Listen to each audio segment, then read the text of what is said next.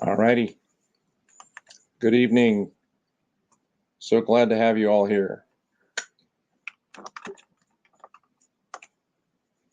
We had 102 registrants for tonight, and looks like we're getting up to that. We're about 47 people, and they're trickling in one by one. So let me just start getting my slides together here.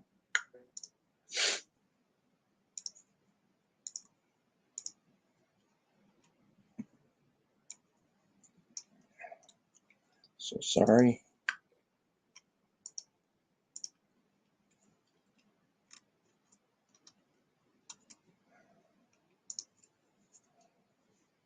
I'm having technical difficulties. My apologies. All right. So real quick, thanks again for joining us tonight. My name is Joe Kalinowski.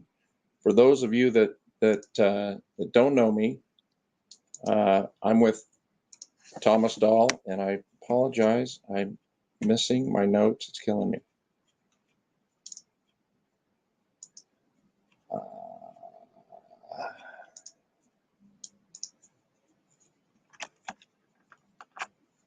There we go. Sorry. And here we go. And I wanted to wait till 50 people got here to get started. So thank you for your patience. Those of you that don't know me, my name's Joe Kalinowski. I am a senior advisor here at Earned Wealth, aka Thomas Dahl. Very sorry to cut into your dinner this evening. It's just such a great topic. I know a lot of you are interested in the DSO space. It's certainly a lot of what we hear about in dentistry today. I'd like to just start with a little background on how we got here. 3.5 months ago, we here at Thomas Dahl, we joined Earned Wealth. The significance of this struck me personally today as I was looking at my LinkedIn profile, where it says that I've been with Earned for 3 months and Thomas Dahl for 35 years and 11 months. And I thought to myself, wow, this is crazy. I'm still at the same desk, have the same phone, same Rolodex. Just kind of crazy to think about. That said, I know I speak for all of us here at Earned and Thomas Dahl when I say we're super excited about this transition. For all of you on the presentation tonight, some current clients and otherwise future clients, we really appreciate you being here. And hopefully you're able to come away with some great information. It's important for me to share at the outset that our primary objective tonight is that you come away with as much education about the DSO marketplace as possible. Please understand that our overarching goal as advisors is to make sure that our dental clients maximize the monetization of their practice. I'm sure that's your goal as we think about the value of our practices. For a lot of us on the call, it's a significant portion of your wealth. And so it's important to make sure that we're taking whatever steps necessary based on our timing to make the right choice. Having said that, we're not necessarily saying that you need to sell your practice to a DSO. There's a lot of hype out there right now in the dental practice transition marketplace. In fact, as members of the ADCPA, Thomas Dahl, we belong to the Academy of Dental CPAs. We are very strong advocates of dental entrepreneurship. And as such, there's a little bit of pushback from, these big private equity groups coming in and trying to run dentistry. Moreover, as a firm, we're really fiduciaries and we want you to make the best possible choice for you. With me tonight is Brandon Moncrief of McLaren and Associates. Brandon's been in the dental industry for decades, and his organization is an incredible source of knowledge on all things transition related, and in particular, given tonight's topic, DSOs. So really has, for me personally, he's become sort of the go-to guy. If I have clients with questions regarding DSOs, or, somebody's reaching out to them with a cold outreach, hey, you need to call Brandon. Just a little more on Earned and Thomas Dahl, and then I'll turn it over to Brandon. Just a couple things to share with you. We as a firm, we find it extremely valuable to make sure that, your advisor and your accountant should be, in our opinion, in the same. We have a lot of clients where we just do the accounting and we're not the advisor.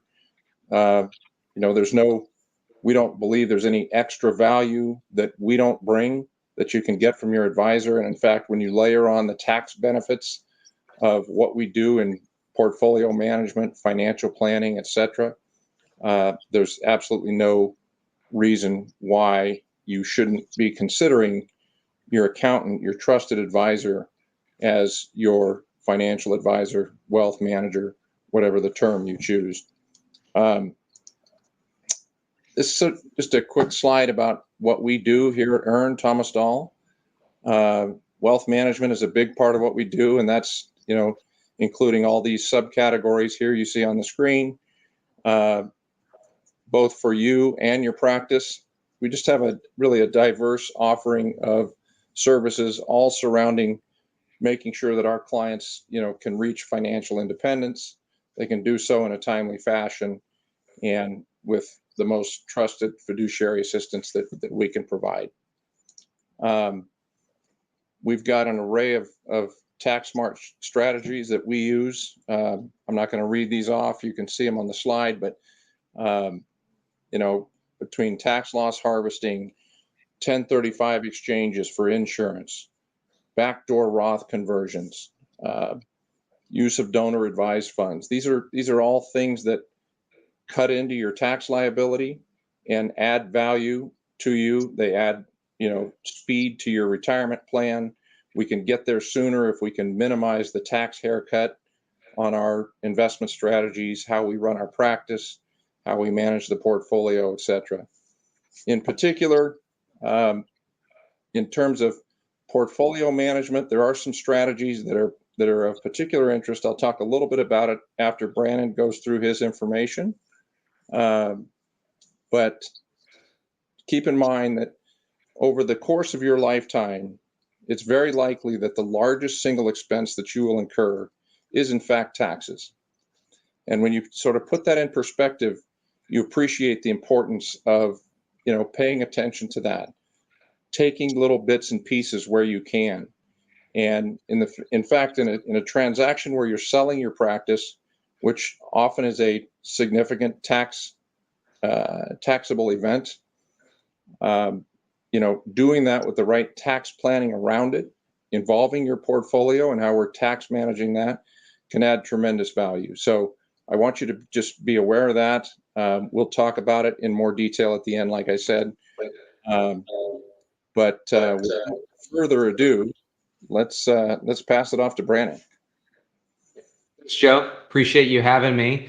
And I want to commend Earn and Thomas Dahl for approaching this subject head on. DSOs are a lightning rod topic right now in the dental industry. And as Joe said, we're not here necessarily as advocates of selling your practice to a DSO, although it is a legitimate transition strategy. It's just critically important that you get educated about all the options available to you if you've built a successful business and you go to monetize it. So for the next hour or so, we're going to spend, do a deep dive on talking everything DSOs. And at the end of the presentation, Joe's going to talk about some tax deferral, tax mitigation strategies, and then we'll have a short Q&A session. So a little bit of housekeeping. If you look on the right-hand side of your screen, there's a Q&A tab, and you can type a question. So as we go throughout the presentation tonight, feel free to type a question there. And when we get to the end, we'll make sure that we get all of your questions answered. To give you a little bit of background about myself, I've spent my entire professional career in the dental industry. I spent about 9 years as a dental lender, lending money to dentists all across the country to buy, start, and expand practices. Was involved in about 1,500 practice transitions, practice acquisitions, and startups in that role. And about 13 years ago, I pivoted out of banking and into sell-side advisory and practice brokerage. So I've owned McLaren and Associates for the past 13 years. My brother is my business partner, and we also have some minority partners, but I couldn't do what I do on a daily basis without having an awesome team of people behind me. We now have a team of 13 located throughout the country, headquartered in Austin, Texas. That's where I'm broadcasting from tonight. That's where I live. We also have an office in San Diego and an office in Atlanta. Our team's comprised of a lot of former bankers, finance people, CPAs, and we have two guys that recently joined us that were buying practices for private equity-backed DSOs, and we invited them to go from sitting on the buy side of the table to the sell side of the table. So who better to have on your side as the seller than somebody that knows all the tricks of the trade and used to sit on the buy side? So our firm specializes in providing practice valuation and sell side advisory services to large practice owners nationwide. Whether you're looking to monetize your practice by selling it to an individual in a more traditional practice sale to another clinician, or you're looking to go the DSO private equity route, our job is to educate and empower you to make a good decision as far as what the future of your business should look like. So we spend a lot of time educating doctors on their net cash flow, their EBITDA, the value of their business, and then all the transition options that are available to them, whether it's today or down the road. And one of the most important things you can do, which many of you are doing tonight, is to start planning in advance of a sale. So you have as much optionality as possible. You understand what drives value and demand when you go to monetize your practice. So we have seen literally everything that can go right and go wrong in a practice sale. Now I think I've been involved in about 2,000 practice sales as both a banker and a broker. So before we hop into the DSO world, I think it's important to unpack some terminology. EBITDA is a big buzzword. And EBITDA is a generally accepted accounting term that's been around forever, but it's become a buzzword in dentistry because private equity has entered our space. And private equity values businesses through the lens of a multiple of EBITDA. EBITDA stands for earnings before interest, taxes, depreciation, and amortization. So think of EBITDA as absentee owner profit.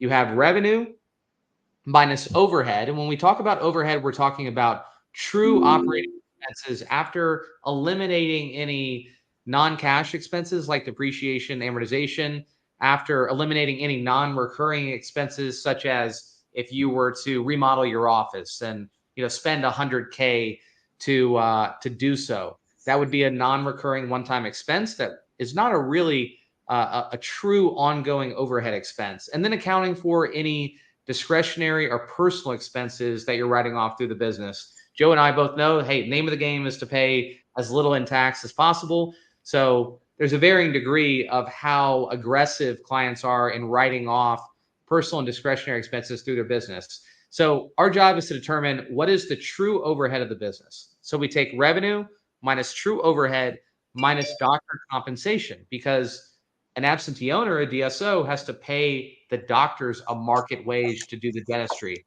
And what's left over after you back overhead and doctor comp away from revenue is EBITDA, absentee owner profit. And to arrive at valuation in the DSO world, you first calculate the EBITDA and then apply an appropriate multiple to that EBITDA to arrive at valuation. And in a little bit, we'll talk about the different factors that impact the EBITDA multiple. Most DSOs are backed by some type of institutional capital, typically a private equity firm or a family office. And private equity has been around a long time. They are consolidating a lot of small businesses in America. What's happening in the dental space is not unique to our industry.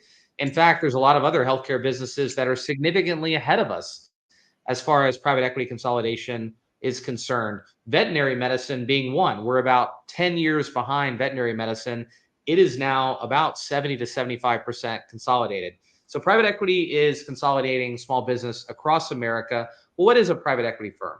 A private equity firm is essentially a business that raises capital from high net worth individuals and institutional investors with the goal of deploying that capital by utilizing what we call a buy and build strategy. So in the DSO space, they'll typically buy a multi-site practice with EBITDA of 2 million or greater in a geography that they like.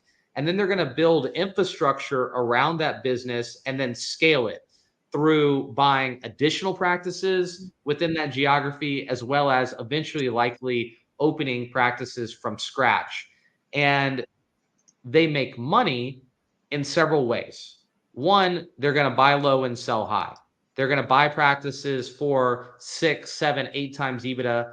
And then at a recapitalization event, when they sell the DSO to the next financial sponsor, they're going to sell the business for anywhere from 11 to 15 times EBITDA. They're going to utilize leverage. They're going to utilize bank debt to increase their returns substantially. Through their size, they're going to use their leverage in developing economies of scale. They can negotiate better reimbursement rates from payers. They can negotiate better pricing from vendors. And that in turn is going to make the practices more profitable. So the goal is to generate a significant return on invested capital over a 4 to 6 year window, what we call a recapitalization cycle. And at the point where they monetize the business and sell it to the next financial sponsor, that's called a recapitalization event. And in that scenario, the DSO still stays intact. The culture of the business, the infrastructure, the management team, only really the financial sponsor changes. And at that point, both the investors that have invested capital in that private equity firm, the management team of the DSO that typically is holding equity in the DSO, as well as the doctor partners, the doctors that are holding equity in that DSO, have the opportunity to liquidate that equity in part or in full, hopefully at a handsome return. And most private equity firms are shooting for a 3 to 5x return on invested capital in that 4 to 6 year recap window.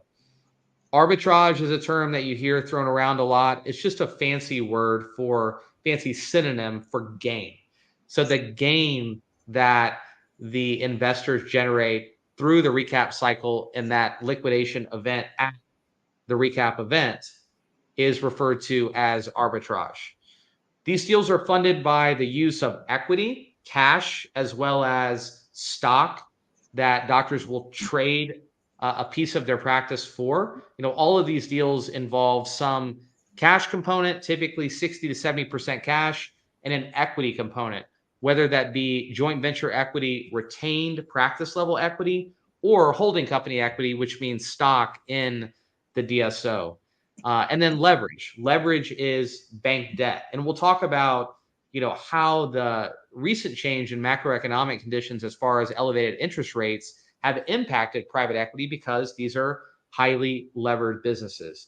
And before we move on, I think it's important to talk about how private equity makes money. I already mentioned, obviously, that they buy low and sell high, that they utilize leverage, and they build economies of scale to increase profitability. But let's do a little math exercise. So let's relate it. Let's just, for instance, say that a DSO buys 100 practices, cost averaged at 7 times EBITDA. And then 5 years into it, they hit a recapitalization event and they sell for 14 times EBITDA. Simple math, bought for 7, sold for 14, you doubled your money. Not exactly. Through the use of leverage, it significantly juices returns. And I'll go through an example of what I mean. So let's relate it to buying a house. So let's say you buy a house for $400,000 and 5 years later you sell that house for $800,000. Invested $400,000, cashed out $800,000, a gain of $400,000. You doubled your money. Well, you doubled your money if you paid 100% cash to acquire the house. But we all know that rarely happens. You typically take out a loan, a mortgage, in addition to putting a down payment down. So let's say you put $100,000 cash down and you borrow $300,000. You invest $400,000. 5 years later, you sell that house for $800,000. You have a $400,000 gain on an initial cash investment of $100,000. So you actually generated 4 times your money, not 2 times your money. That's how the use of leverage significantly increases returns. And that's why most private equity-backed companies, certainly most private equity-backed DSOs, carry a significant amount of leverage. So if we're going to talk about current market conditions, I think it's important to talk about kind of the evolution of DSOs, where we've been. DSO version 1.0, this was really the version of DSOs that gave DSOs a bad name. For a lot of time, a long time, I would say decades in our industry, DSOs were kind of a four-letter word.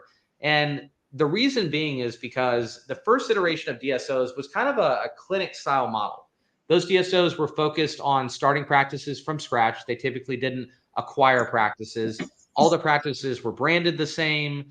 They all had the same culture.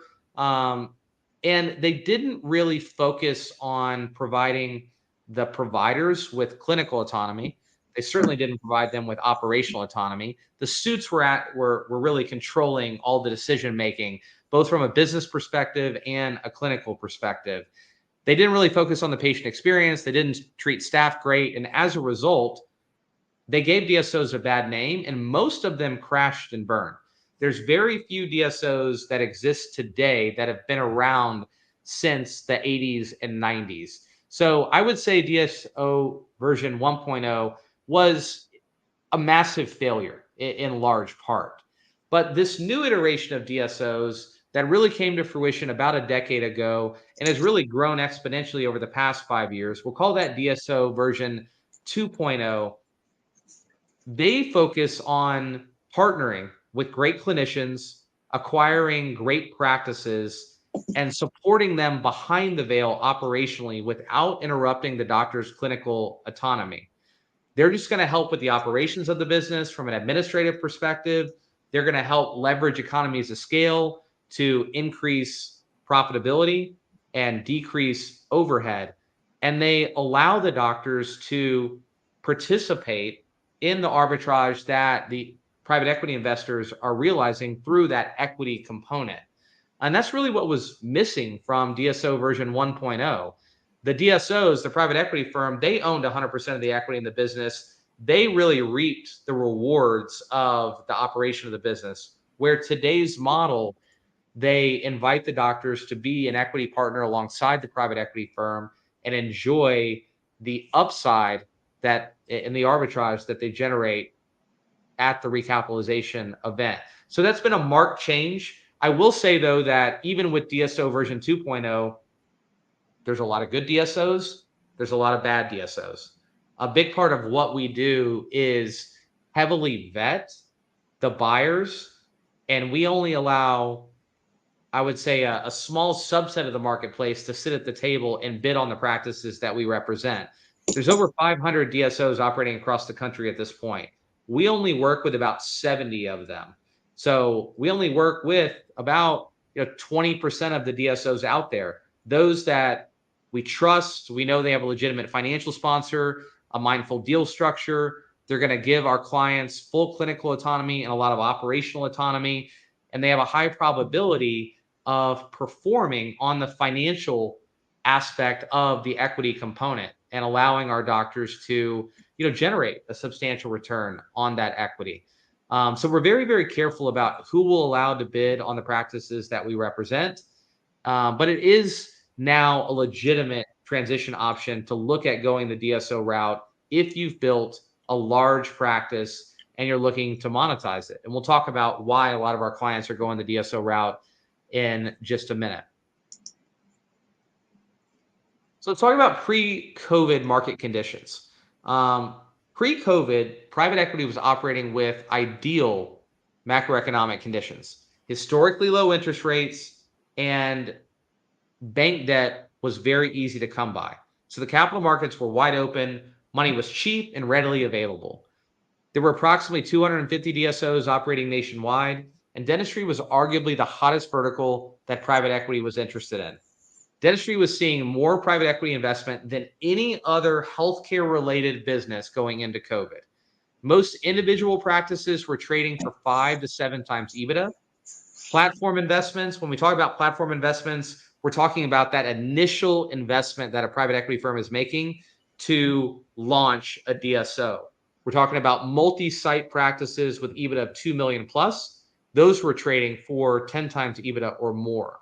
Most DSOs were utilizing a holding company deal structure. We'll talk about deal structures in a little bit, but that means that the deals had three primary components: cash, somewhere in the range of 60 to 70% cash; equity, typically stock in the DSO's parent company; and then the next bullet point, there were typically some sort of holdback or earnout where the DSO would hold back a portion of the purchase price and require you to fulfill some type of post-closing employment agreement, and for the practice to perform revenue and EBITDA wise same or better as it was at the time the sale occurred, in order for you to earn the remainder of your purchase price. The post-closing commitment was only 2 to 3 years, and we'll talk about in a minute how that's changed, but it came with pretty strict guardrails. You had to continue working share side, you had to work a certain number of days a week, a month, a year, and produce at a certain clip in order to get your earnout or holdback. So market conditions were very favorable going into COVID. Coming out of COVID, still dealing with ideal macroeconomic conditions. Interest rates were still very low. Capital markets were wide open. A lot of access to cheap bank money.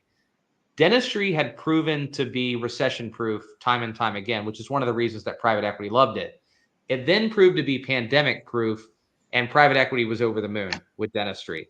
So those private equity firms that already owned a DSO, they started acquiring practices at an even faster clip. Those private equity firms that were eyeing making an investment in a DSO, they pulled the trigger, bought a platform, and started building a DSO. So the number of DSOs literally doubled overnight coming out of COVID, because dental practices, obviously, depending on where you were located, some rebounded faster than others. I know a lot of people in the audience tonight were in California, so the shutdown was a little bit longer and practices took a little bit longer to rebound. But once they reopened, dentistry rebounded very, very quick. And a lot of practices had their best years in 21 and 22. Simple economics. You have the supply of practices available to acquire relatively steady. You have a huge increase in demand because private equity loves dentistry, and valuations increased pretty substantially post-COVID. In most cases, valuations went up 30 to 40% within a span of 6 months post-COVID, compared to pre-COVID valuations. And many DSOs recapitalized, sold the business to the next investor in 21 and 22 at very favorable EBITDA multiples. Many of those trading for 13 to 16 times EBITDA. Look, if I know as a private equity firm, a DSO buyer, that there is an investor waiting on the back end to buy my business for 15 times EBITDA, that means that I can afford to pay 7, 8, 9 times EBITDA, and through the use of leverage, still generate a really nice return, a lot of arbitrage in that recap cycle. Again, another reason why we saw valuations really reach a high watermark in 2021. Most individual practices went from trading for 5 to 7 times EBITDA to 7 to 9 times EBITDA. Platform investments were trading for 10 to 13 times EBITDA. There were some marked changes, though. As far as the deal structure goes, a lot of DSOs started realizing they had been around enough to realize that doctor turnover, in particular founder turnover, was kind of their Achilles heel. And they needed to incentivize doctors to stay on longer and also have a vested interest in the continued performance of their own practice, not just the entire DSO. So we started to see a lot of private equity firms evolve their deal structure to have some sort of joint venture equity component. And joint venture equity, sometimes referred to as JV equity, is practice level equity. So in a lot of these deals moving forward post-COVID, they wanted the doctor to retain some equity, whether it be as small as 10% or as high as 40% at the practice level, so that doctors have an incentive to continue working hard within their own practice. They don't solely own equity at the parent company level. So that was a marked change in deal structures. And MB2 was kind of the pioneer in the joint venture world. They're the largest joint venture buyer out there. because of competition, because there was so much demand for practice acquisition opportunities. The deal structures got pretty clean. A lot of the holdbacks and earnouts started to disappear. So deal structures used to have three components: cash, equity, and a holdback. Post COVID, they simply had cash and equity. Those holdbacks started to disappear. The post closing commitment, though, did increase from 2 to 3 years to 5 years, but it comes with a lot more autonomy. DSOs don't really care if you work chairside at all, or how much you produce, or how many days a week or a month you work. All they care about is that the business continues to perform same or better as it was at the time the sale occurred. So there's a lot more autonomy today. If you want to step away chairside in 2 years, but you're willing to have a vested interest in the business for up to 5 years, you can sell to a DSO. Whereas pre-COVID, that option was not available. They wanted sellers working chairside for at least 2 to 3 years post sale. So there was kind of a feeding frenzy. It was a very frothy market in 2021 and 2022. From a private equity perspective, there were more transactions that took place in 2021 than any year in the history of private equity. And certainly the dental space, there was more acquisitory activity than ever because it was the hottest vertical private equity was investing in the high water mark year for private equity in its history. What that came with, though, was a lack of discipline. And a lot of DSOs were buying every practice they could get their hands on and paying elevated valuations for those businesses. And they were not being mindful about building the infrastructure they needed to actually operate those businesses long term. So they were not integrating and operating the practices that they were acquiring because they were acquiring them at such a fast clip. So that leads us.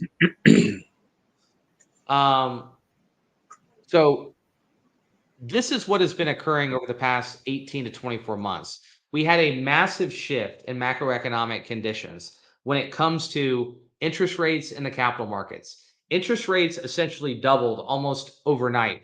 DSOs went from borrowing money at 7 and 8% to 12 to 14%. And when you're a highly leveraged business, that significant increase in interest rates is going to weigh on the cash flow of the business. And the capital markets also constricted. So not only was the debt more expensive, but there wasn't as much available debt. And that caused a some duress for the marketplace. And I grew up in Houston, Texas. This is obviously a graphic of a hurricane, something that I dealt with a lot in my youth.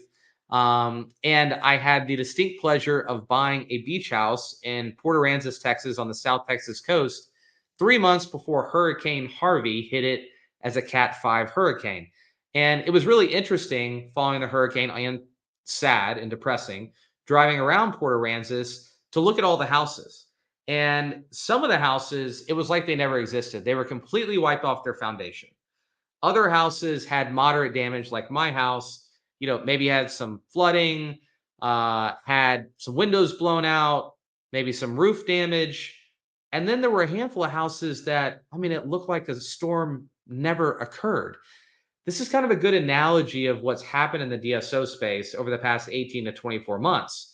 Those DSOs that were built on a fantastic foundation, that were really built to be sustainable, and that had those DSOs that were using discipline and not overpaying for practices and still underwriting the practices that they were acquiring, not just buying everything that crossed their desks, they're unscathed. They're going to be fine long term. Those DSOs that were built on a shaky foundation, that were overly aggressive post COVID, that were utilizing too much debt and paying elevated valuations and got over their skis from an operational perspective, they've went through some major duress over the past 12 to 24 months. And a handful of them have failed. And I would say the damage for the others was moderate. They're going to be fine long term, but they've had to retool their organization and build it to be more sustainable long term, build a stronger foundation, build a stronger infrastructure in order to be able to start acquiring practices again and start growing again. So it's been an interesting market over the past 24 months. It's been a bifurcated market, kind of the haves and have nots. Some DSOs have continued to be aggressive and buy practices and have done just fine, while other DSOs have been sidelined because they've been over their skis operationally or over levered. So we haven't really seen a marked change in valuations. Class A assets are still trading for, I would say, near the high water mark as far as valuations are concerned. But the mix of buyers is different because a lot of the DSOs that were buying 3 years ago have not been buying over the past 12 to 18 months. And that would typically indicate that there would be a downturn in demand and therefore a downturn in valuations. But what's happened is there was a lot of young entrepreneurial doctors that had multi-site practices that recently took on private equity capital, and they have stepped up to fill the void. So a lot of the small to medium-sized DSOs that have taken on PE capital more recently have plenty of cash available, both from their investors and their lenders. They have stepped up to fill the void that some of the larger DSOs have left in the marketplace because they were either over levered or over their skis operationally. So we've actually had the busiest year in the history of our company for a couple of reasons. One, I think because of the fact that we've been through a lot of turbulence over the past 12 to 24 months, doctors have realized that they need to have a strong team. They need to have sell side representation because they don't want to sell to the wrong DSO. They don't want their equity to go to zero. And they want to lean on us to do the vetting that we do to make sure that we only put the best options at the table. So I think that's one of the reasons that we've been, so busy over the past year is because these deals are still happening, but doctors are realizing that they need proper representation in order to do this right and not make a mistake and maximize their outcome. And then we've obviously also grown our brand, grown our team significantly over the past few years, and more people know who we are, and therefore our phone rings more often. So let's talk about what the future holds. Obviously, the market was super frothy, crazy amount of acquisitory activity in 21 and 22. Then we went through a little bit of brain damage over the past 12 to 24 months because of the change in macroeconomic conditions. But we're in a time of, I would say, almost unprecedented uncertainty, right? We're obviously in an election cycle.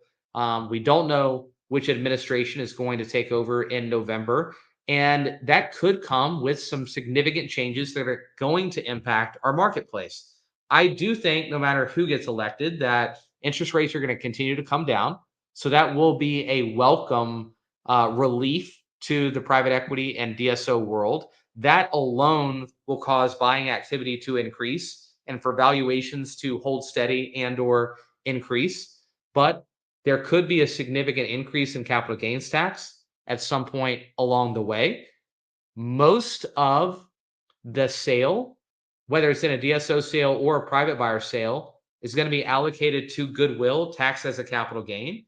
So if and when capital gains tax increases, it's going to significantly eat into your cash at close and erode the value of the net value of your business.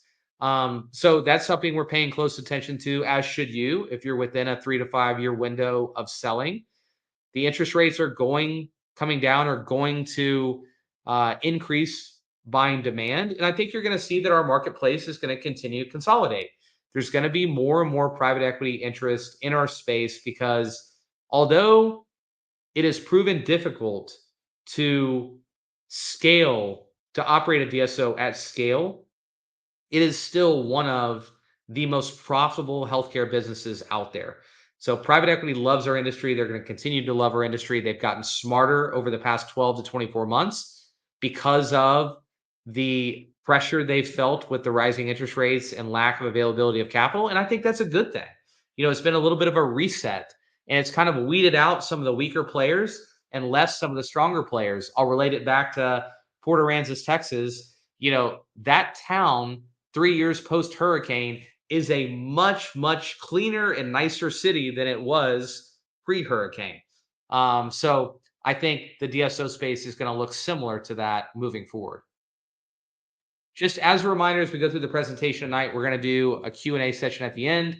On the right-hand side of your screen, feel free to type a question. We'll make sure we get to it when we get to the end of the presentation. So let's talk about what DSOs are looking for. They're looking for really all types of practices. So whether it's a general dentistry practice or a specialty practice, there is a lid for every pot in today's marketplace. There is a ton of general dentistry focused DSOs, and those DSOs are now starting to buy specialty practices in geographies where they have a lot of regional density. There are a lot of specialty specific practices, right? There are a lot of OMS specific, pedo specific, pedo ortho specific, endo specific, endo perio, pedo ortho OMS. There's implant focused DSOs. So, irregardless of the type of practice you have, if you meet the other requirements that we're about to talk about, there's going to be a DSO or multiple DSOs that is going to be interested in buying your business. Most DSOs are looking for practices located within 60 miles of a major metro area, strictly for recruiting purposes, from both a doctor recruiting standpoint and a staff recruiting standpoint. We all know the labor market's been a bit of a mess post-COVID. Major metro areas, suburban areas have a larger labor pool to recruit from. It doesn't mean that if you're located in a tertiary market or a rural market, you can't sell to a DSO. It just means that you're not going to see as much demand as your peers in urban and suburban markets are going to see. They're looking for practices with TTM revenue of 1.5 million or greater. Now, some DSOs will buy practices with revenue under $1 million, but those are more the regional players. TTM stands for trailing 12 months. While DSOs will typically look at a 3-year trend, it's your trailing 12 months of performance from both a revenue and EBITDA perspective that's going to drive value. So, for instance, at the current time, as we do valuations on practices, we're looking at, let's say, August of 2023 through July of 2024. So it's always good to be looking at the trailing 12 months of performance of your business, because that's what's going to drive the valuation in the DSO world. DSOs are looking for EBITDA of $300,000 or greater. EBITDA, again, is absentee owner profit. In order to generate EBITDA of $300,000, you typically have to generate revenue of 1.5 million or greater, because a healthy EBITDA margin is 20% of revenue. So your goal, if you own a large practice and you're eventually looking to monetize it in the DSO space, should be to generate EBITDA of at least 20% of revenue or higher. That's going to ensure that you're going to fetch the highest possible valuation, and that the value of your business in the DSO world is going to be significantly higher than the value of your business through the lens of a private buyer. Most DSOs are looking for a minimum of 5 operatories. That is because key man risk is a big deal in the DSO world. They would prefer to have multiple providers at every practice. And if you have less than 5 operatories, it's hard to accommodate more than one provider.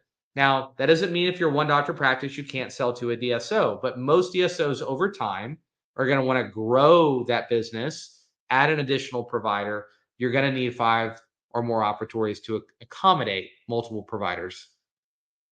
And then the selling doctors or associate doctors or both available to continue working 3 to 5 years post-sale. All right, now talking about why a lot of our clients choose to affiliate with a DSO. And I will say that for most of our clients, it's a multifaceted why. But that is the first question that we ask. Our process always starts with a casual discovery call. It's confidential, very casual, just to get to know you, find out a little bit about you personally, professionally, what season of life you're in, the season of your career you're in, and unpack your why, right? Why are you looking to potentially sell your business? What are your goals? One of the big reasons that a lot of large practice owners are going the DSO route is simply because DSOs typically value large practices at a much higher valuation than private buyers. So I'll walk through an example for you real quick. Um, let's say a $2 million top line revenue practice with a 25% EBITDA margin.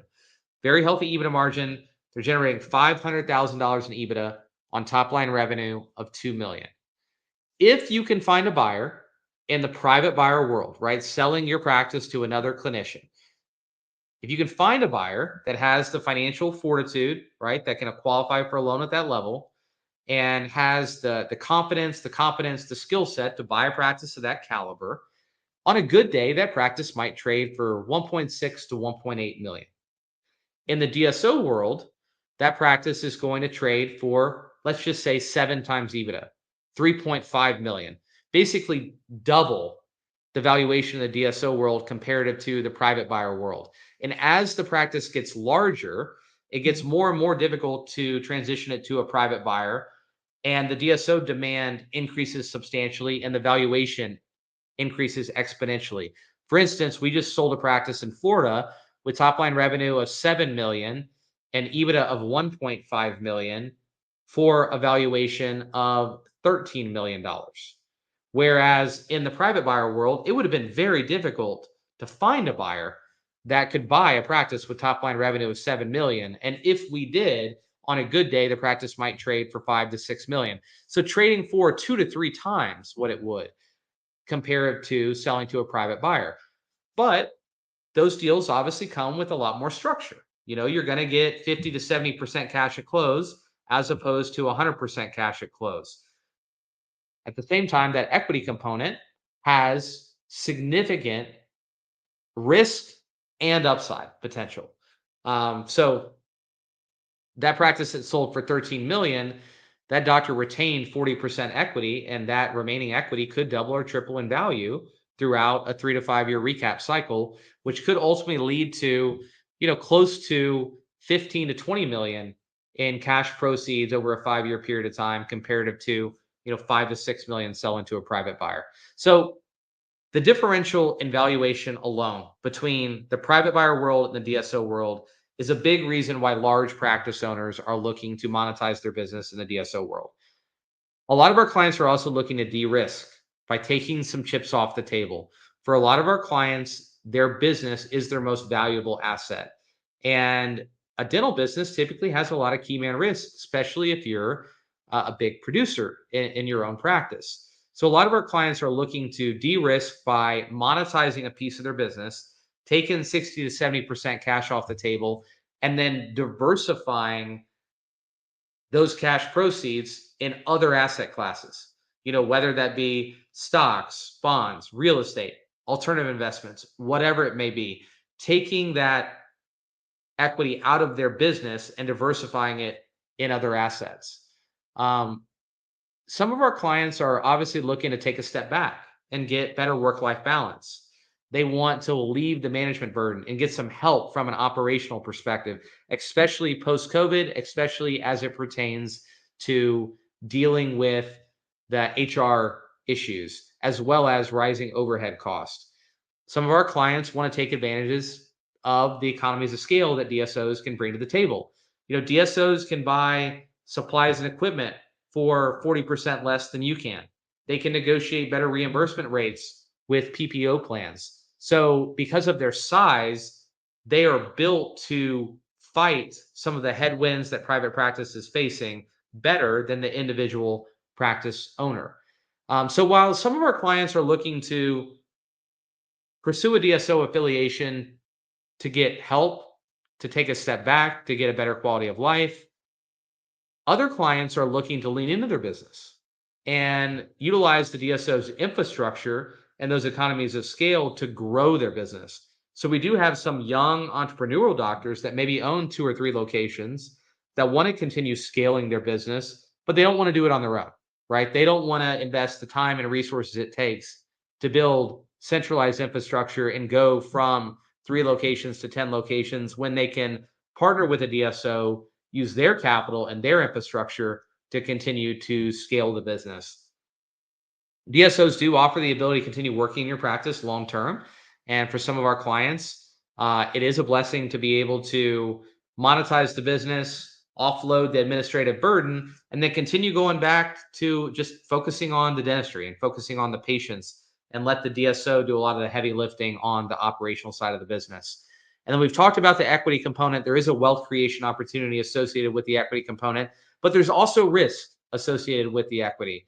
It is true that some DSOs are going to hit a unicorn outcome and generate a 5 to 7x return on invested capital. But it is also true that a handful of DSOs have gone to zero and others will follow. Some DSOs are going to fail and all the other outcomes are going to be somewhere in between. I am very proud to say that we have represented over 200 doctors that have monetized their business in the DSO world, and we have yet to have a client lose $1 of equity value up to this point.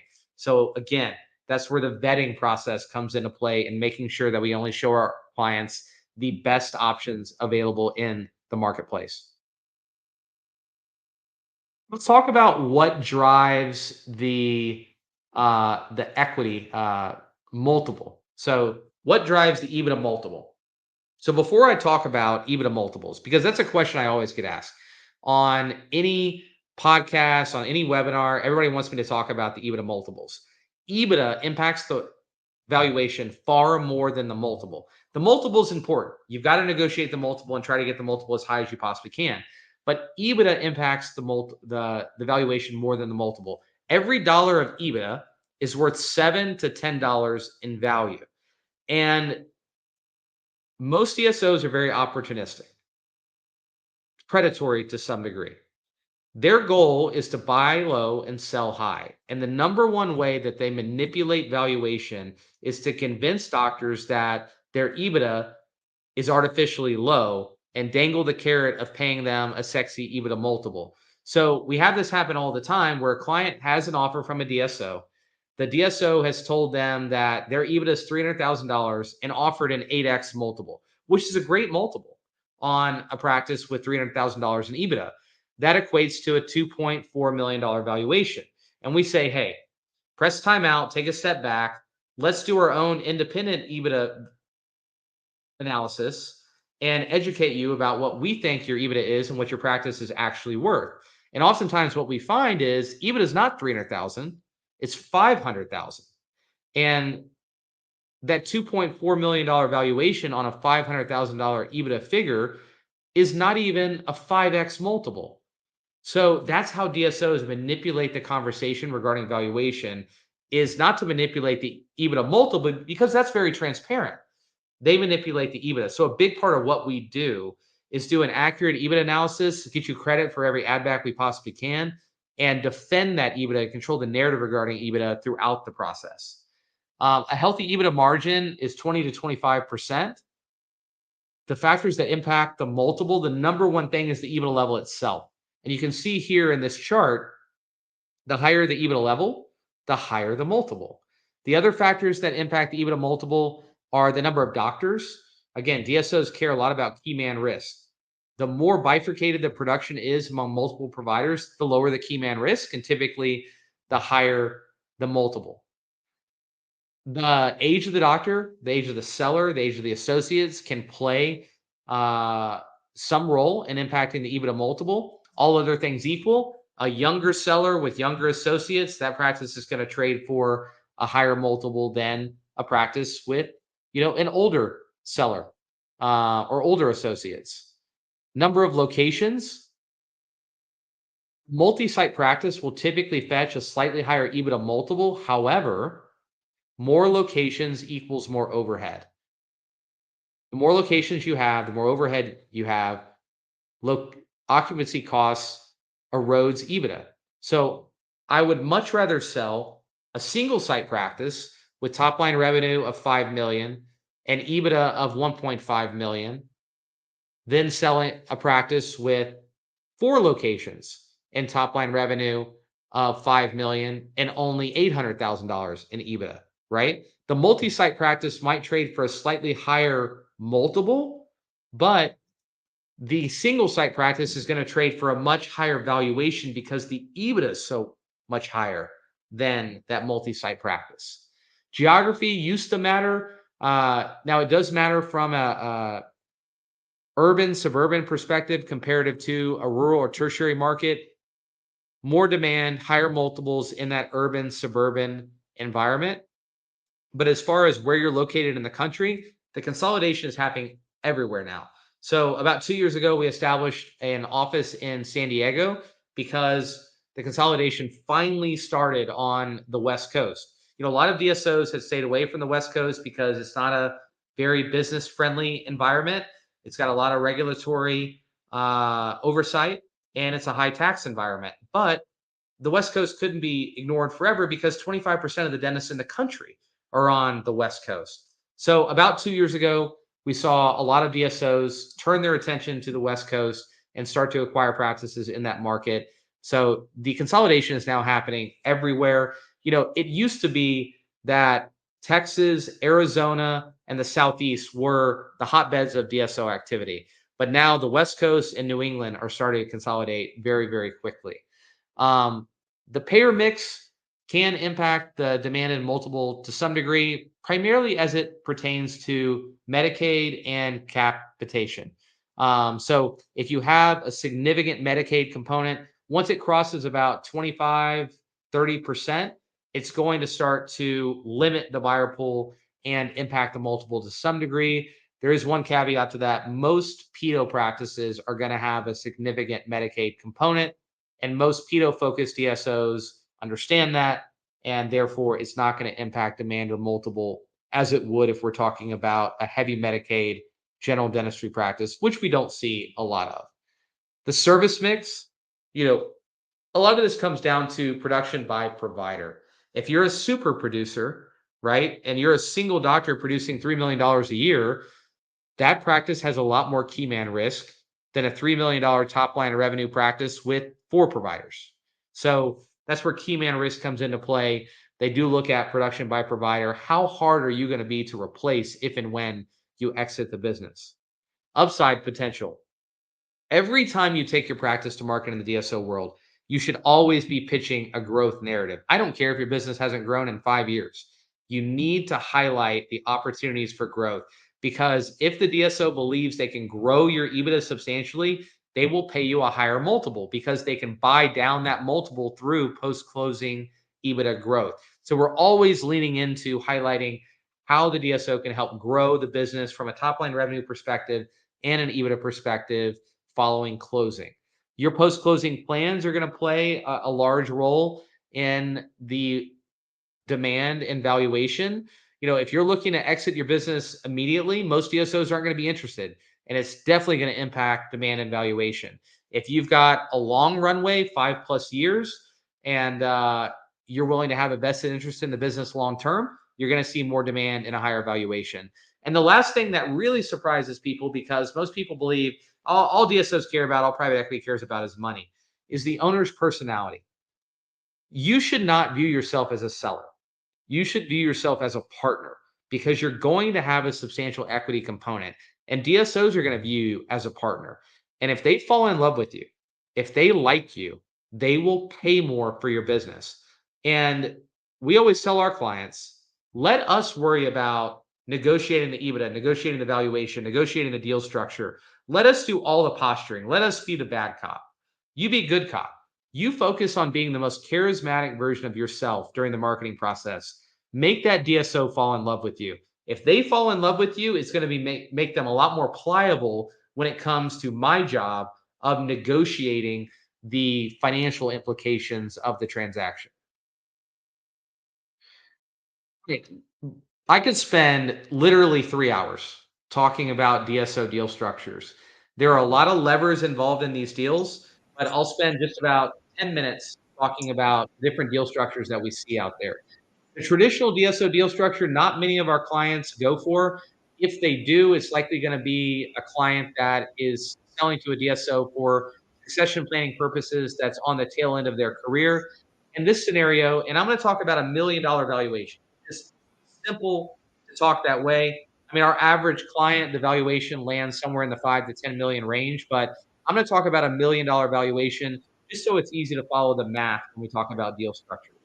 In a traditional DSO deal structure, Let's say your practice is valued at $1 million.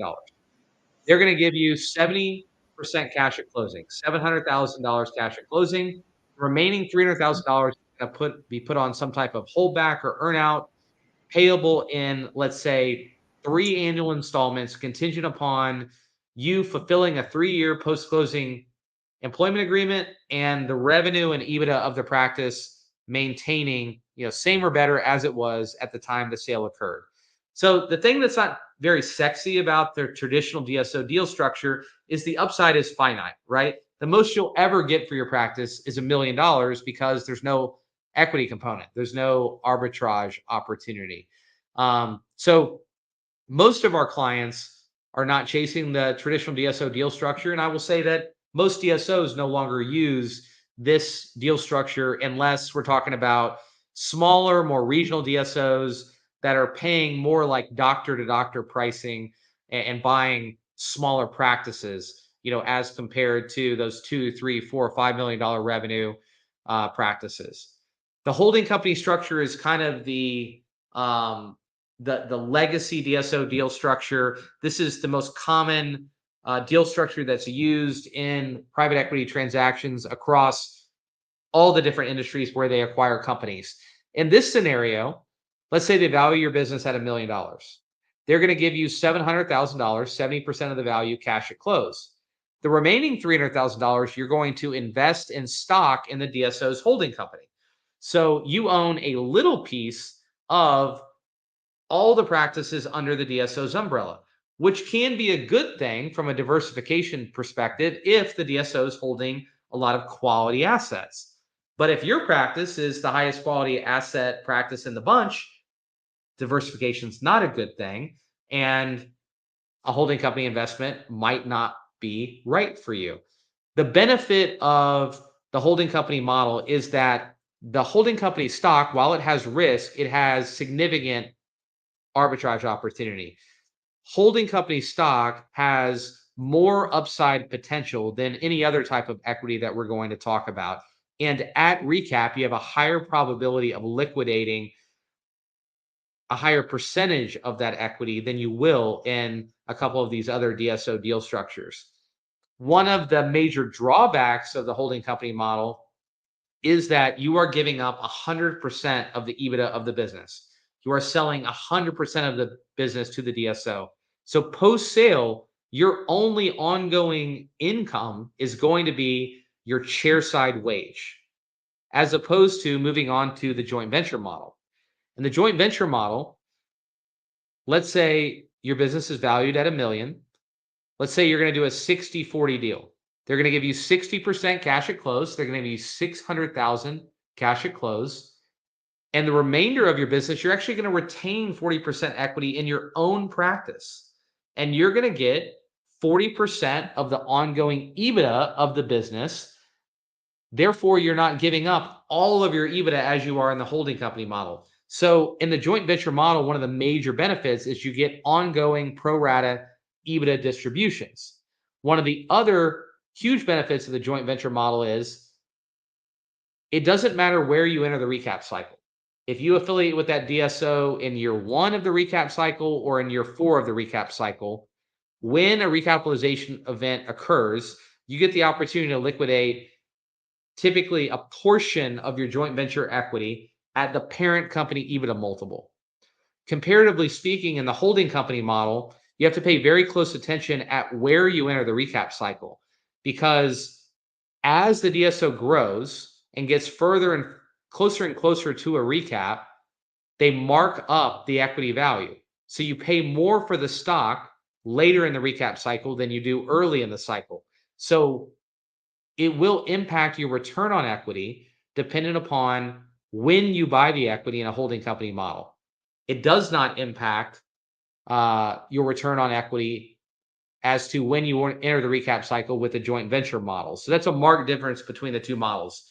Not only how the equity is treated at recap and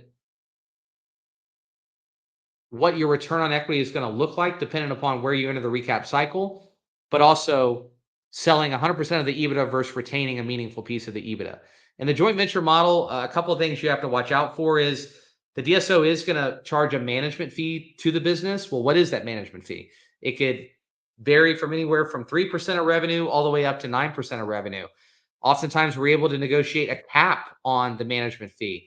That management fee is going to erode those EBITDA distributions because it is an overhead expense of the practice. We have seen some joint venture buyers recently levering the practice with debt. So they actually apply the debt that it took to acquire the business to the P&L of the practice, which further erodes the EBITDA distributions. So there are a lot of tricks that DSOs can use to manipulate the global economic implication of these deals. There's a lot of levers involved in these deals, and you have to understand how they all function, because it's not only going to impact you at close, it's also going to impact your compensation along the way as you fulfill your post-closing obligation. It's also going to impact your proceeds at recap.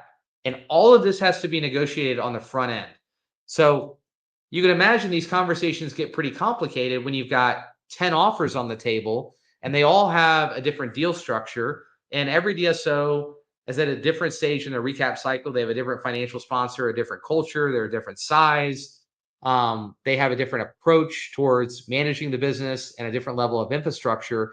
If you met one DSO, you met one DSO. And the key is to create as much optionality as possible and create a competitive environment to find the right fit for your practice, find and then negotiate the best possible deal structure and then maximize the valuation. So we'll move on. The hybrid deal structure is essentially a combination of the joint venture deal structure and the holding company structure. In this scenario, business is valued at $1 million. You're going to get $600,000 cash at close, 60% of the business. 20% or $200,000 is going to be allocated towards an investment in holding company stock.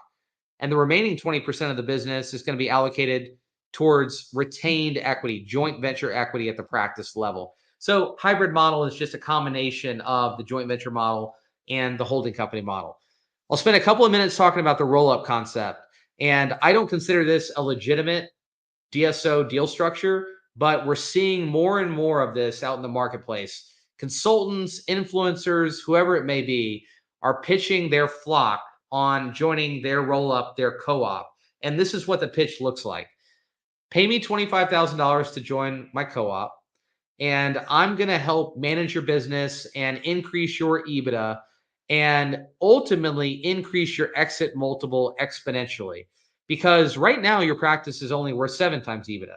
But by joining my co-op and banding together with 50 or 100 practices, we're all going to sell simultaneously to the same private equity firm for 14 times EBITDA, right? So you're worth 7 times EBITDA on your own.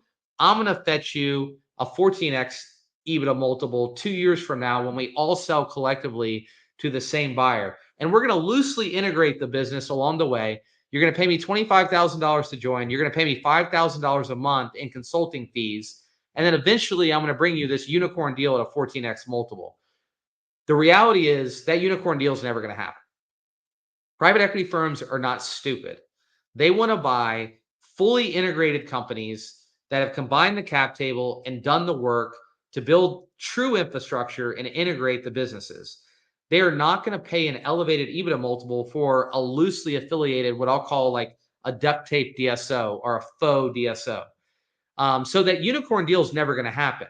It's death by a million cuts. The person that is pitching this roll-up concept to you is going to get rich in the fees they're charging along the way. They never have to deliver the outcome that they're promising, and they never will. And a lot of these people that have been pitching this roll-up concept have been charging doctors fees for years with the promise of this unicorn deal being right around the corner. It's never going to happen.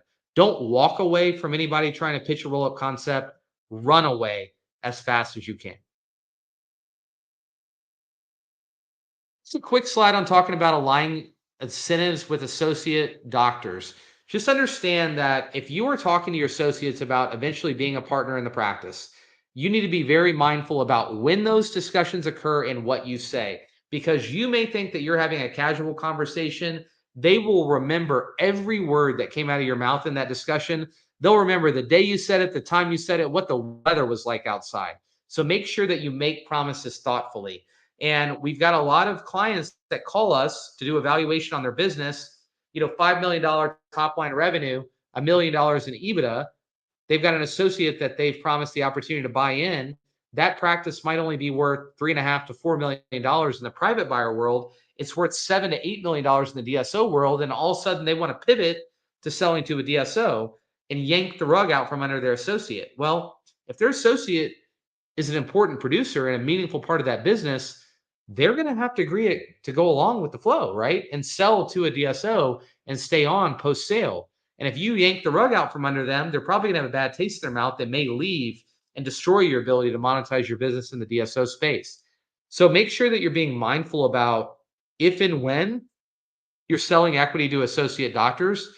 And just understand that the more partners you have, the more challenging it is to monetize the business, especially in the DSO world, because getting 4 or 5 partners to all agree to sell simultaneously to the same buyer with the same deal structure when they're all at a different stage in life and have a different financial situation, it can be a formidable challenge.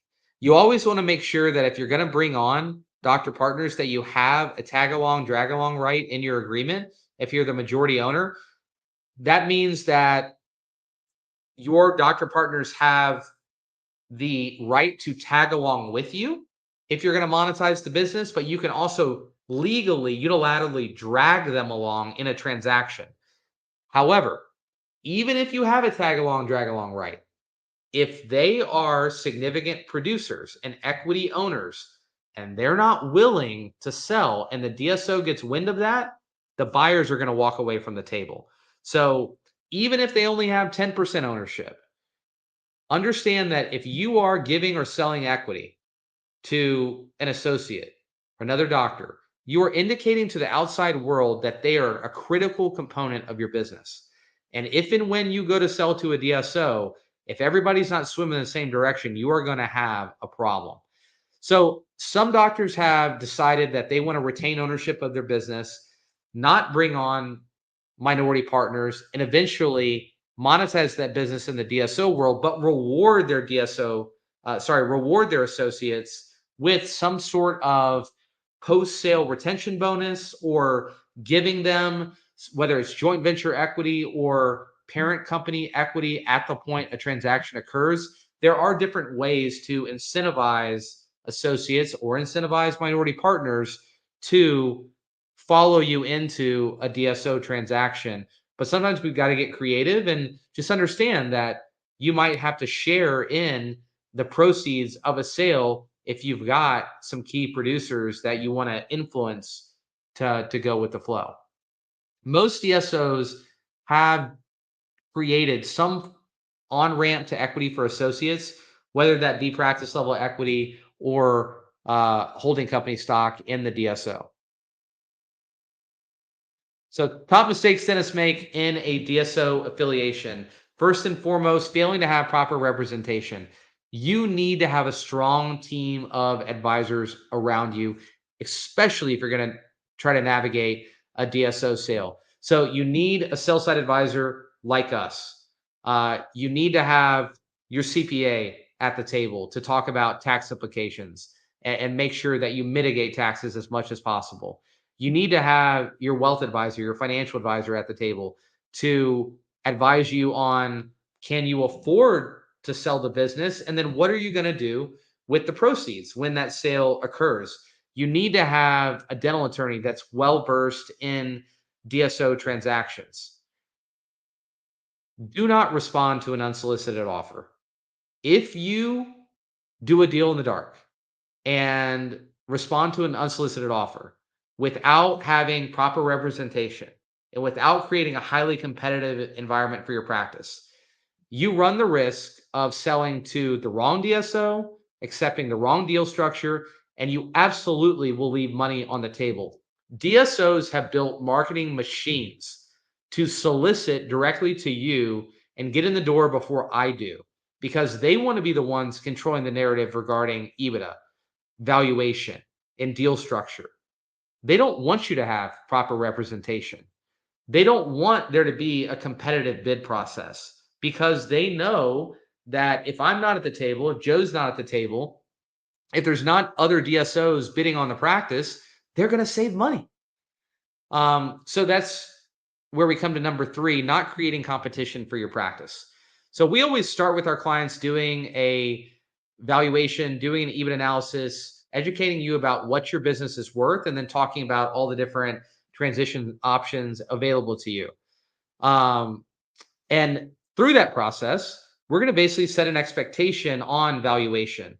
If we're going to go to market, this is what we think we can achieve. But when we take the business to market, we run what we call a blind bid process. So we will bid the practice out to 15, 20 different DSOs, create a highly competitive environment, essentially create a bidding war for your practice to ensure that you find the right fit, you negotiate the right deal structure, and you maximize the valuation. If you don't do these things, you are going to make mistakes. And those mistakes are going to cost you a lot of money, a lot of time, and a lot of heartache. Selling to the wrong DSO. And I think this comes with failing to identify your why, right? What are your goals? And your goals are going to define which DSO you ultimately partner with, because they all have something different to offer. And each of you has individual goals and needs. So you've got to define that why and then make sure that whatever DSO you decide to partner with is in alignment with helping you accomplish your goals. We talked about earlier, EBITDA impacts value far more than anything else. So you've got to make sure that you control the narrative regarding EBITDA, both pre letter of intent and throughout the closing process, because once you ink a letter of intent, which is non-binding, by the way, other than an exclusivity provision that precludes you from shopping your practice to anybody else, you're going to enter what's called a quality of earnings process, where the DSO, either internally or through the use of a third-party accounting firm, is going to do their own EBIT analysis. And DSOs are well known for retrading deals and coming back at the final hour and saying, hey, doc, I know we bid a 7x multiple on an EBITDA figure of 500,000, but we did the quality of earnings and your EBITDA came in light. Your EBITDA is actually 350,000. So we're at a 7x multiple. You're $150,000 light on EBITDA. We're going to have to knock $1 million off the valuation. By the way, we're 2 weeks away from close. We've put you through hell from a diligence perspective, and you can either sign the deal at $1 million lower valuation, or we're going to have to walk away. Well, you don't ever want to be put in that position. So that's where, if DSOs try to play games with our clients, we're there to defend the EBITDA throughout that quality of earnings process. And if they screw around, we will politely remind them once that there were 9 other offers. And if they want to play games, there's 9 other buyers that are sitting there ready and willing to buy this practice. That's how we keep DSOs honest through the navigation of the closing process and the quality of earnings process, to make sure that the deal terms that we agree on in the LOI stay intact and survive closing. We talked about earlier with all these different deal structures, there's a lot of levers involved in these deals. You've got to make sure that you fully understand the deal terms and the deal structure. And then please don't fall for a gimmick. Don't fall for one of those roll-up concepts, get taken advantage of, and pay a lot of fees and promise that they're going to deliver some crazy outcome that's never going to come to fruition. So this is our process. I mentioned it earlier. We always start off with a casual discovery call, confidential, just to get to know you. It's about a 30-minute call. Let's talk a little bit about your why, where you're at in your career, what size practice you have. Does it make sense to move on to the next step and do an EBIT analysis, do a deep dive, do evaluation? And every single one of you on this call, whether you're looking to sell 2 years from now, 3 years from now, 5 years from now, to a private buyer or a DSO, you should get an EBIT analysis, get evaluation done early, and start getting educated about what drives value and demand and what options are available to you. The sooner we start planning, the better outcome you're ultimately going to achieve. If it makes sense, we'll do that valuation. We'll go over it together. We'll unpack the EBITDA. We'll talk about options. And if and when it's appropriate to take your practice to market, we're going to create that highly competitive environment by shopping the practice in a blind bid process to the top 15 to 20 DSOs that we think would be interested in your specific practice based on your geography, your why, and the characteristics of your business. We're going to help you interview and vet potential buyers. We're going to field, offers typically within a 4 to 6 week window of taking the practice to market. We're going to economically model out all of those offers to show you, what does the cash at close look like? What does your compensation along the way annually look like? And what is this going to look like potentially at recap? We're going to model out those offers when we're on market. We can also model out different deal structures pre-market to get you educated about what the global economic implications of a DSO sale would look like before we ever take your practice to market and start talking with potential buyers. We're going to determine which buyer is the right fit and negotiate all the major and minor deal points and quarterback the process from start to finish. Make sure we rope in Joe and his team at the appropriate time, bring on a very experienced dental attorney at the appropriate time, bring all the different advisors to the table that you need in order to have a successful outcome. Before we move on to talking about the tax mitigation and deferral strategies, I think it's important to talk about a couple of case studies. I wanted to highlight this one because the age of our clients is getting younger and younger. This was a general dentistry practice located outside of Tampa. Our doc was 40 years old. He actually turned 40 during the sales process. He was selling to de-risk. He had built a very valuable business, wanted to take some chips off the table. He wanted to grow his business. He was actually about to double his facility and onboard 2 additional doctors, but he didn't want to do it on his own. He has a young family, and he had missed a lot of his kids' life up to that point. He knew he was going to have to lean into the business to continue to grow it. So why not use the DSO's capital, infrastructure, help, and support to continue to grow the business so that it didn't come at the cost of his time and sanity? His practice had revenue of $4.3 million, EBITDA of $1.2 million, really healthy EBITDA margin. We did a valuation of $8 million, and then we took the practice to market.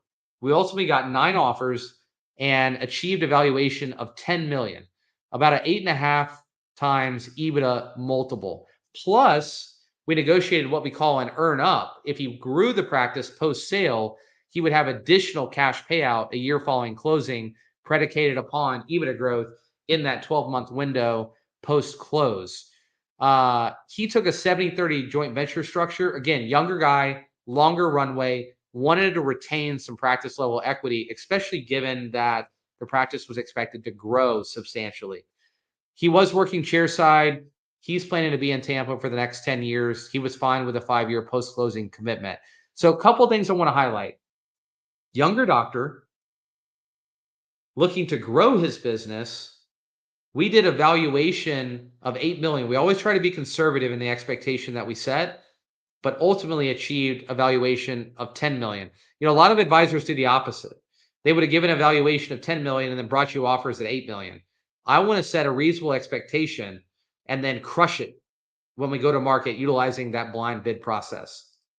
And the last case study is to highlight how predatory, how opportunistic DSOs are. So this was a general dentistry practice located outside of Atlanta.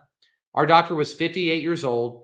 He was selling because he was near the tail end of his career, had about 5 years left before hanging it up, and wanted some administrative support, wanted to offload some of that operational burden in the final years of his career.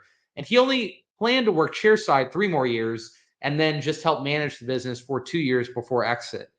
Revenue of $3.6 million, EBITDA of $1.2 million. Again, fantastic EBITDA margin. He already had an offer in hand from a legitimate DSO at $6.8 million. And he was comparing that to selling to a private buyer. I mean, unsolicited offer from a legitimate DSO at $6.8 million comparative to selling the business to a private buyer for probably $3.2 million. He was like, this looks pretty good. I'm probably going to sign this. And he sent the LOI to his attorney. His attorney said, hold on. Did you shop the practice? Did you create a competitive environment? Did you have a sell-side advisor? And he said no. And wisely, that attorney referred him to us and said, hey, hit pause on the conversation with the DSO that's at the table. They're not going to leave the table. They're not going anywhere. But let's gut check this offer. Have Brandon do a valuation. Have him do an EBITDA analysis. And he did. And we said, hey, doc, we think you're leaving money on the table. We think we can get you a valuation of $8.5 million. comparative to that $6.8 million offer that you have in hand. And he was skeptical that we could move the needle by that much. But he did hire us at the guidance of his attorney. We ran a very narrow process. We only actually marketed the business to 7 DSOs because he didn't want to go through the process of interviewing 20 different DSOs. We ultimately received 5 offers and closed at a valuation of 9.6 million. So unsolicited offers, 6.8 million, valuation 8.5 million, closed the deal at 9.6 million. Guess who it sold to? It sold to the same DSO that made the unsolicited offer of $6.8 million. Simply by us controlling the narrative regarding EBITDA and creating a competitive environment and holding their feet to the fire and keeping them honest, we find out how much they can actually pay. It turns out they could pay $2.8 million more than they originally offered. This client was close to the tail end of his career, did a 75-25 holding company structure, took 75% cash at close, invested 25% of the valuation in stock in the DSO. We expect that he'll be able to liquidate that stock in full within the next 24 months, probably at a 2x return on equity within a 3-year window. And while he did agree to a 5-year post-closing commitment, he only has to work chairside for 3 years post-sale. So appreciate everybody staying with us for the past hour as we talk about DSO affiliations. I'm going to turn it over to Joe. He's going to talk a little bit about strategies, the tax implications on a sale, and then we'll do a little Q&A session at the end. So Joe, I'll turn it to you. Brandon, thank you so much.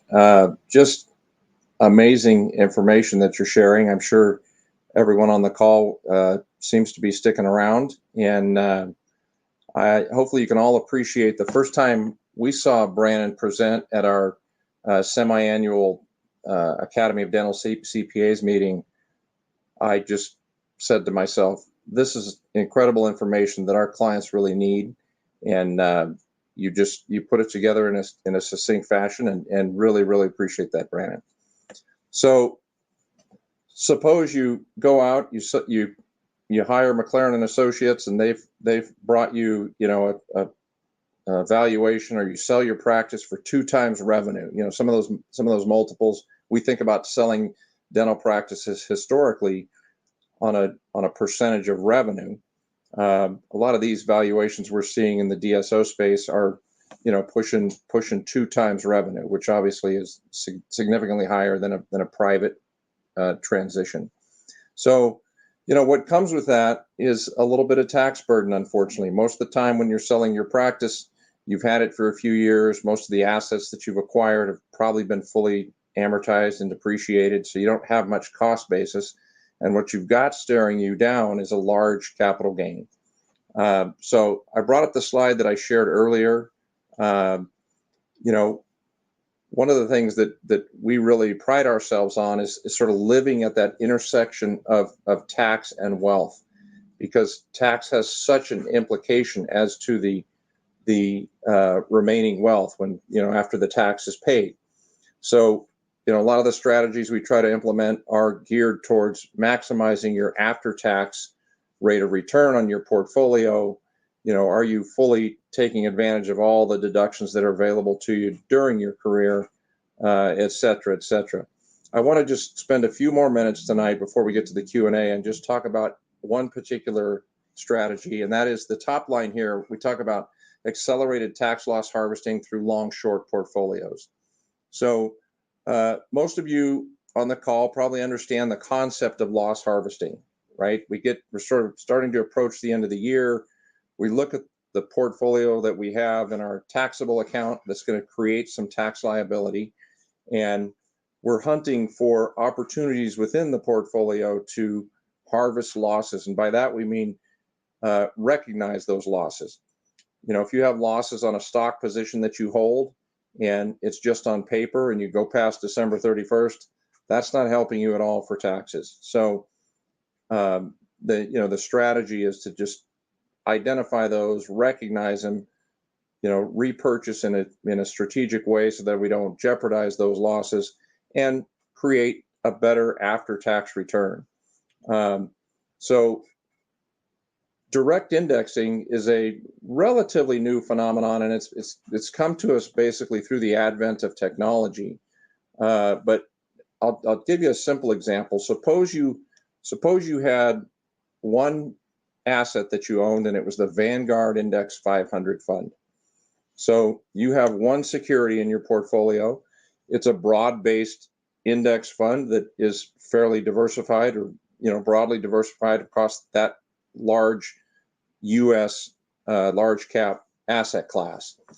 Now, if that's your portfolio and you go hunting for losses at the end of the year to offset any gains that you might have, you can probably appreciate that if the S&P 500 fund was up for the year 10%, you really don't have any losses to harvest.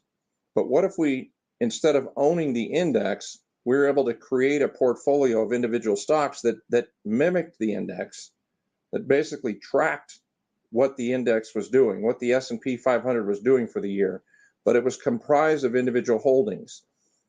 You can appreciate that within those 500 companies in the S&P 500, even though the index was up 10% for the year, or 15%, or whatever the case may be, there are always companies inside there that actually lose value over the course of the year, and sometimes they increase and decrease. So by building this portfolio through a direct index where we're actually owning the individual securities, we're able to create opportunities to harvest losses.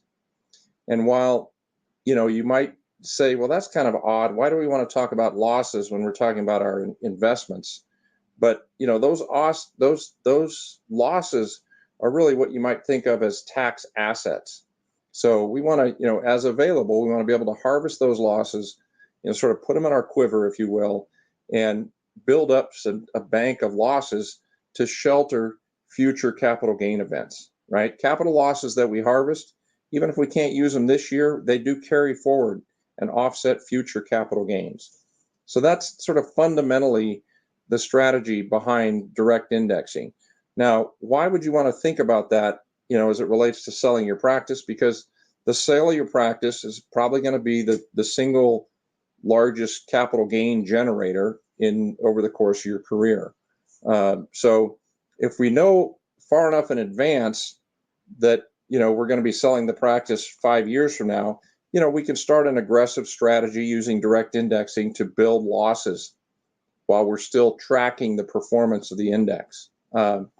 If we take that to sort of the next level, we can implement a long short portfolio that also tracks an index. So this is a strategy that we've started implementing over the last few years. It's a little hard to see, although my view is probably smaller than yours. But basically, this is a fund that, again, tracks an index. The example that I'm showing you is a fund that tracks the Russell 3000. So it's an index that's even broader than the S&P 500. And the strategy involves not only taking the investments that you make and buying a portfolio of stocks, but also supplementing that with what we would call extensions. And by a long short portfolio, what I mean is we're taking a long position on the investment. So as an example, let's just say we invested $1 million in this strategy. That $1 million would be used to buy $1 million of long positions in stocks that mimic the Russell 3000. In addition to that, we're also going to buy another $450,000 of long positions using margin. And at the same time, we're going to short stocks by $450,000. So what you have is a portfolio that doesn't just have $1 million worth of securities. It has $1.9 million in securities, 145 long and 45 short. And when you blend those together, you have an overall index that is targeting at 100%. And that's kind of what we're looking for. We're not looking to make bets on stocks. We still want to be broadly diversified and track the index. But in this scenario, what's illustrated on this chart is that over the course of 10 years, this portfolio, we believe, will generate 140% of the initial investment in the form of capital losses. Okay, and perhaps more importantly, in the first year, this fund will generate 32% of the invested value in capital losses. So you invest $1 million, and over the course of the next 12 months, in theory, this fund could generate $320,000 of capital losses while tracking the Russell 3000. So this year, the Russell 3000 is doing well, like most markets are. But this strategy has delivered exactly as advertised, and it's a tremendous planning tool. So just a couple of pointers. Number one, it's a great strategy to think about as you come into years leading up to a point at which you might be selling your practice. Timing is kind of critical. So let's say you keep in mind that capital losses carry over from one year to the next. Capital gains do not. So when you have a capital gain in 2024, that's going to be taxed in 2024.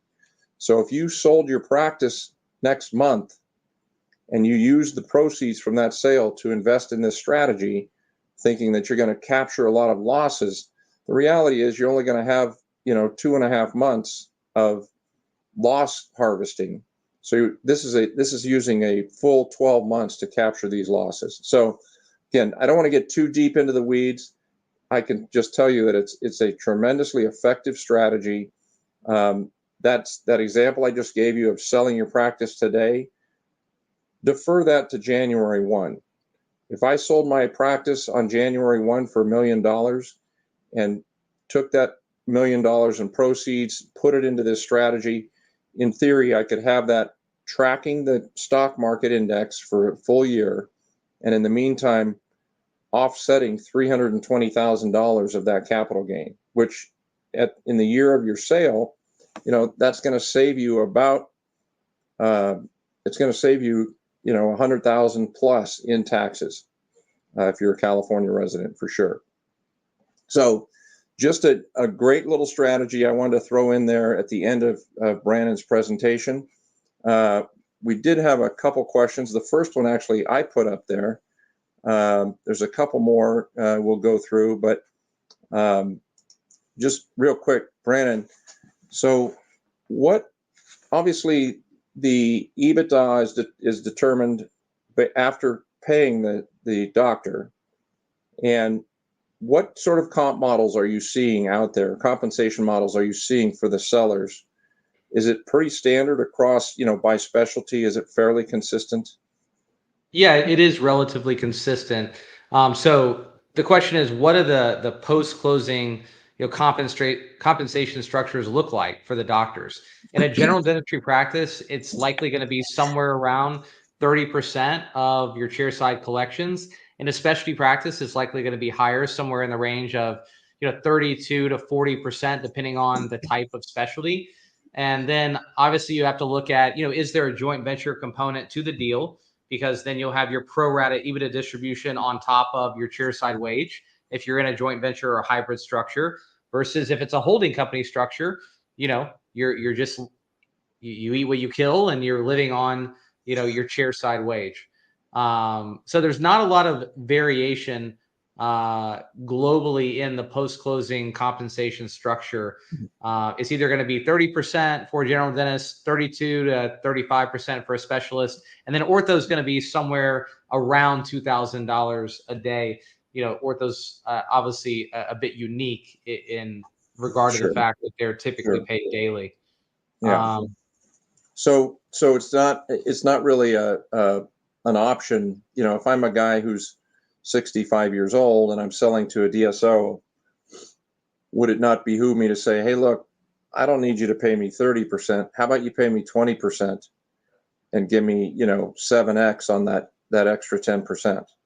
Wish that was the case. I wish that was the case, Okay. because that would allow us to artificially inflate EBITDA, get you a much higher valuation, and then you exit in, short order and, reap that premium.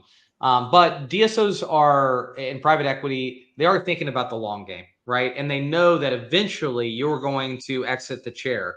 whether by your choice or God forbid something happens, right? And when that event occurs, they're going to have to backfill you with an associate that's going to demand a market wage. Therefore, they have to pay you a market wage because, ultimately that's what they're going to be paying a doctor long term to do that dentistry.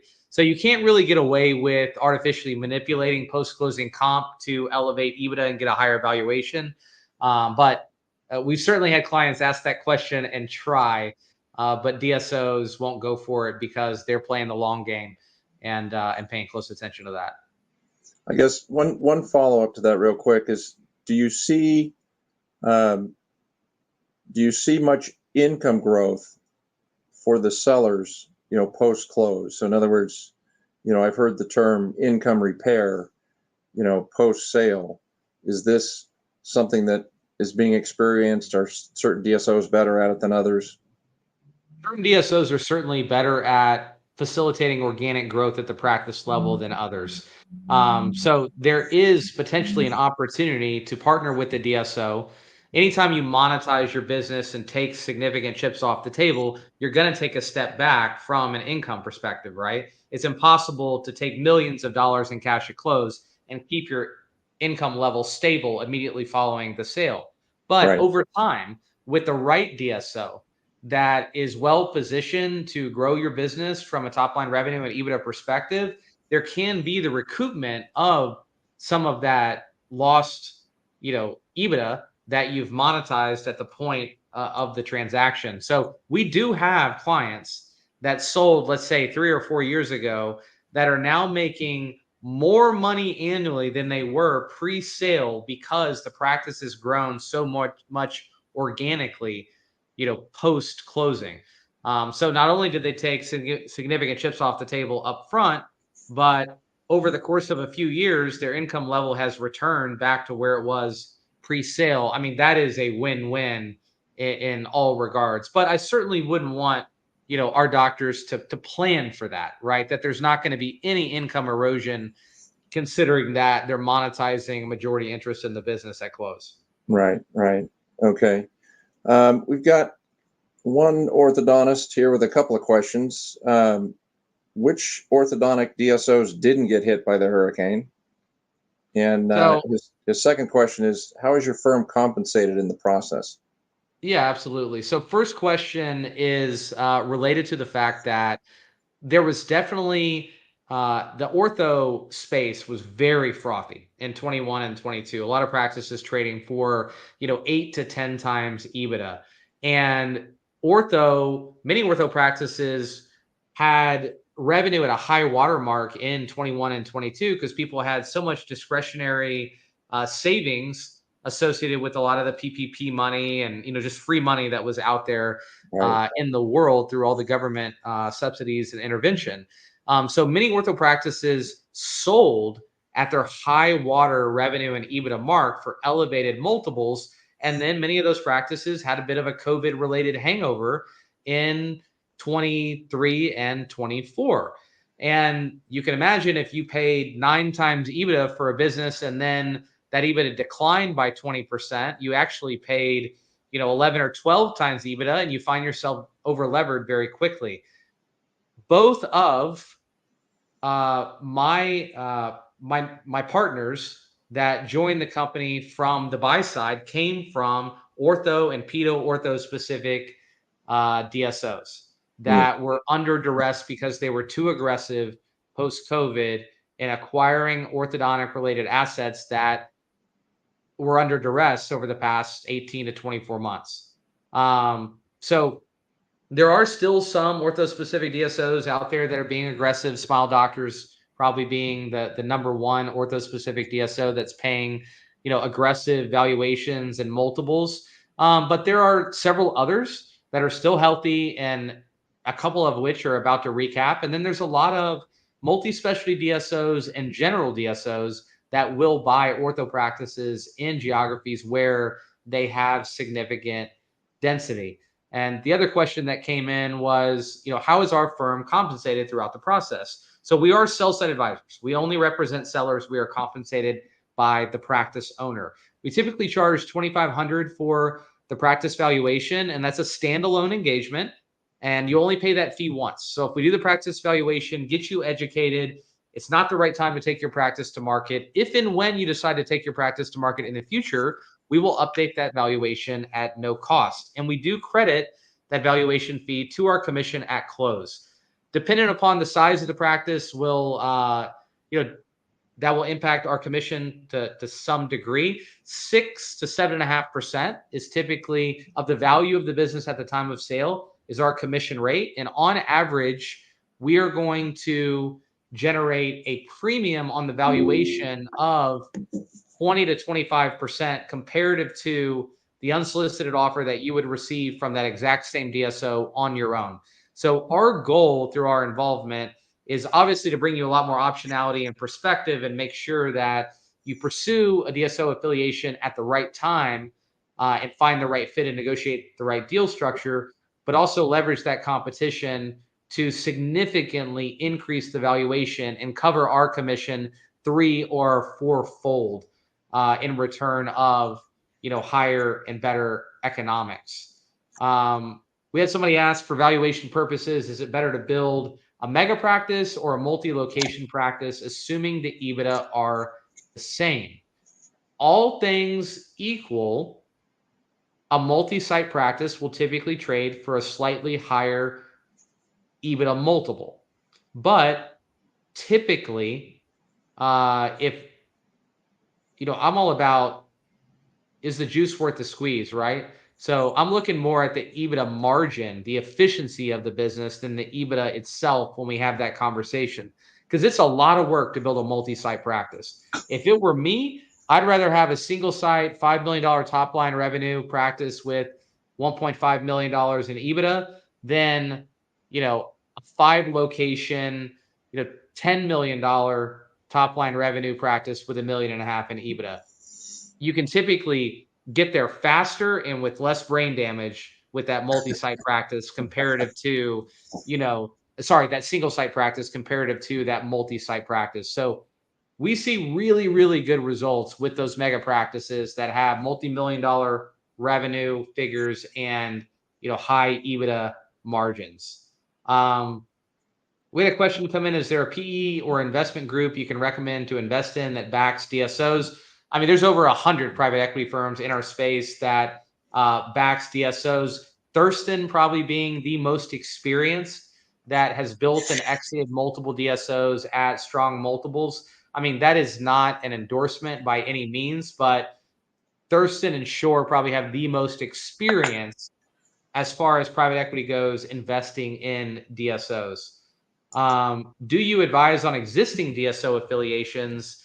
So I think that question pertains to, if you're already in a DSO partnership, I'm happy to take a call and weigh in if you have a situation you want to discuss.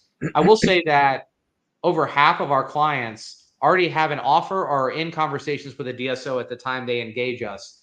They hit pause on that conversation. They let us do an independent EBITDA analysis and then create that competitive environment, including giving that DSO that you're already talking to a seat at the table, but in a room where the table is full of competitors. There's a few more questions here. I can actually see your names. I will follow up with an email directly to you to make sure that we get your questions answered, because we have spent now about an hour and 45 minutes together. But I just want to say I really appreciate everybody staying on the whole time and sharing their Wednesday evening with us. And I encourage each and every one of you to schedule a discovery call. Spend 30 minutes. Let's get to know each other, talk about if it makes sense to do a deep dive, do an EBIT analysis, do evaluation, quantify your options, and get you educated about what you have and chart a course for, essentially reverse engineering the outcome that you want to achieve. When we end the webinar, it will go to a free consultation landing page on our website. So I encourage you, fill that out, submit an inquiry. I will personally follow up to schedule a 30-minute call with you.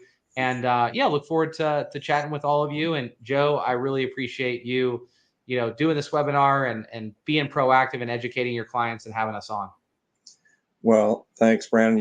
You've been amazing, and we truly believe it's really critical information in today's practice transition environment in dentistry. And while yes, most of us out here on the West Coast are into the evening, you are well into the night, and we are extremely grateful for that. So thanks everybody for joining. We've got still got 65 on the meeting, and really appreciate your support. Um, I send out the same offer to any non-Thomas Dahl clients on the call. We're happy to have a short discovery call and talk about tax mitigation strategies as it relates to not just the selling of your practice, but just life in general, and how best to get you on the right trajectory for a happy, healthy retirement. Everybody to have a great evening, and thanks again. Thanks so much, Brandon. Take care. Bye, everybody.